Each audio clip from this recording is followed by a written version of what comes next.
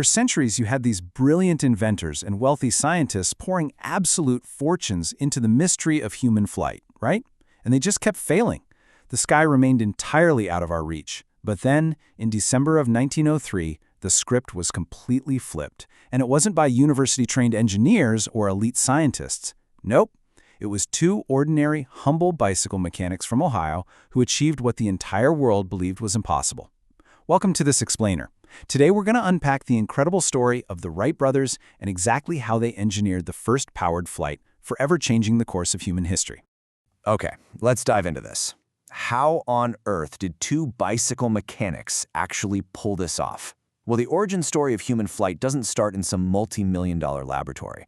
It starts with Orville and Wilbur Wright. They owned a pretty simple bicycle shop in the city of Dayton, Ohio.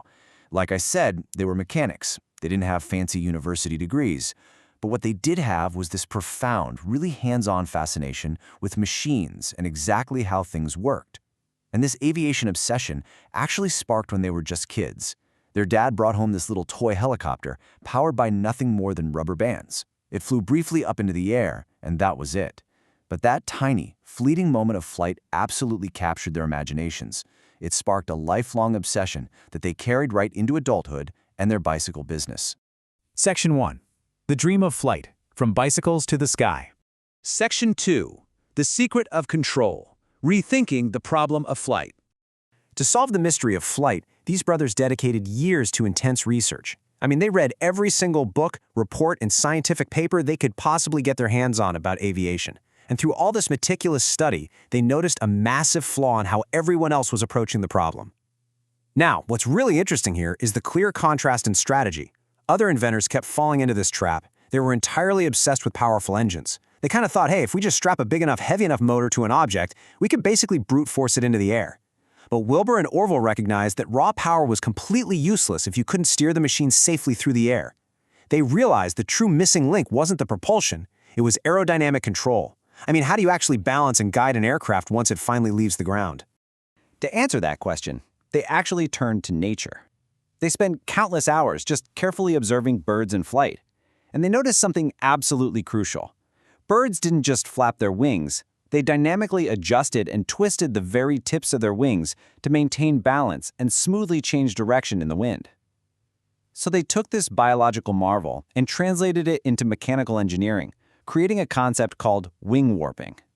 The idea was, by building an aircraft where the pilot could slightly twist the wings, they theorized they could control the machine's movement in the air. To test it out, they started small.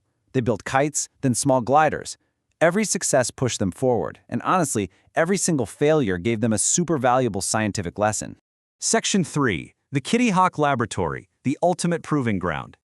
By the year 1900, the brothers had outgrown their kites and the gentle little breezes of Ohio. They needed a brutal, sensory-rich laboratory to truly put their theories to the test. After poring over national weather reports, they found their perfect spot, Kitty Hawk, North Carolina. It offered exactly what they needed: strong, consistent winds to generate lift, soft sand, which was absolutely vital because they knew they were going to crash, right? So the sand acted as a cushion. Plus, it had wide open space and this crucial remote coastal isolation, totally away from prying eyes and the press. And make no mistake, life at Kitty Hawk was incredibly difficult.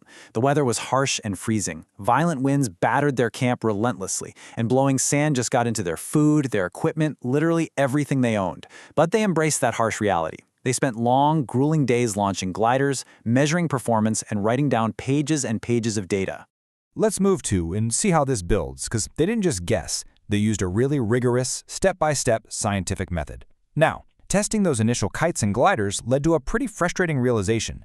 The existing aerodynamic data from other scientists was just plain wrong. Their gliders were not performing as expected at all. So, rather than giving up, they pivoted.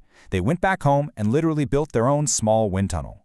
They conducted hundreds of their own experiments, and the incredibly precise data they collected allowed them to design the most efficient wings anyone had ever seen. This exact, methodical approach is exactly what made them succeed where everyone else was failing. Section 4. 12 Seconds of History. Preparing the Wright Flyer. By 1903, all that relentless data collection and wind tunnel testing had really paid off. The brothers designed a completely new machine, famously called the Wright Flyer. But they hit a massive roadblock.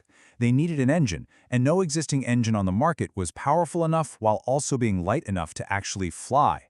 So, teaming up with their bicycle shop mechanic, Charlie Taylor, they custom-built their own lightweight gasoline engine totally from scratch. Now consider this staggering number, 605 pounds. That was the total weight of the finished flyer, including the pilot. I really want you to think about the monumental physics challenge here.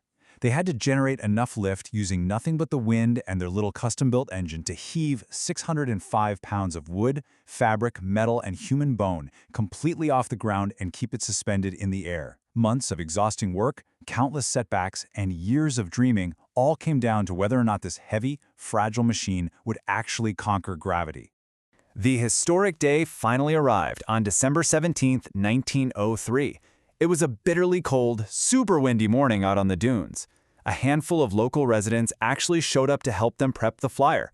Fun fact, the brothers actually flipped a coin to see who would pilot the first attempt, and Orville won.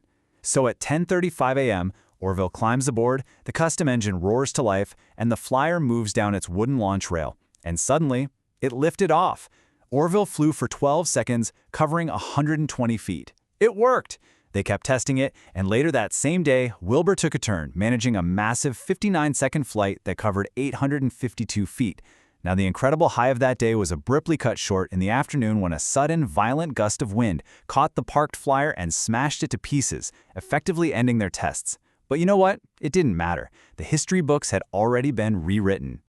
So, the crucial point is really the sheer magnitude of this achievement. For the first time in history, a powered, controlled aircraft carrying a human being had successfully flown. Just let that sink in for a second. Human flight was no longer a myth, it was no longer a fairy tale, and it was certainly not a lucky accident. I mean, they had replicated the results 4 times that day. It was undeniable scientific reality. Section 5. A new era begins. From sand dunes to the stars. Now, you might think the entire planet would erupt in celebration the very next day, right?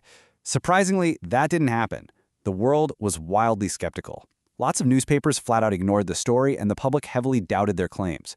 But the Wright brothers weren't really looking for instant fame. They were engineers at heart, so they just kept quietly refining their aircraft.